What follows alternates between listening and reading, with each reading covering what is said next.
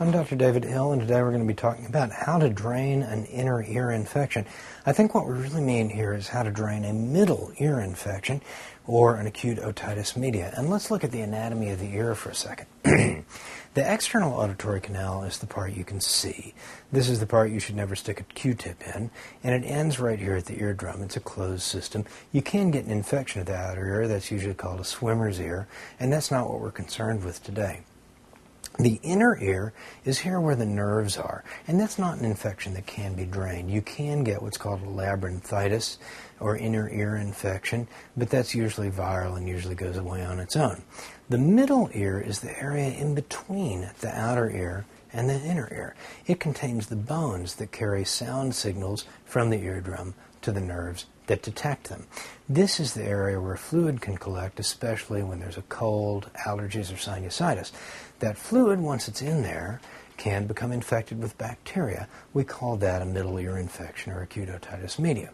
Now, normally the way to treat this is with antibiotics. Sometimes antihistamines or allergy medicines like Flonase, a steroid that you can blow up into your nose, can help relieve any drainage or clogging in this tube, the eustachian tube that drains fluid out of the ear.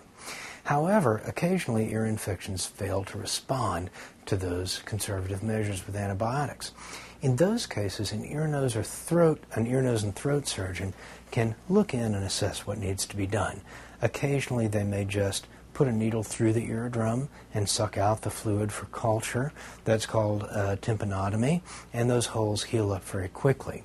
For more chronic problems or recurrent problems, they may choose to put a PE, a pressure equalizing or tympanostomy tube, in the eardrum temporarily. Usually those tubes sit there for months or a year or two, and they allow fluid and air to get in and out of the middle ear and cut down the number of ear infections that somebody gets.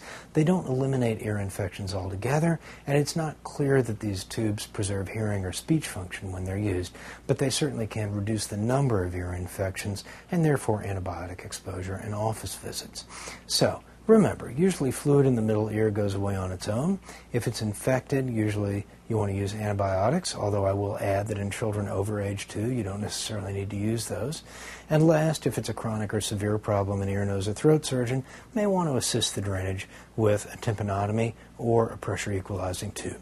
Talking about getting fluid out of the middle ear when it's infected, I'm Dr. David Hill.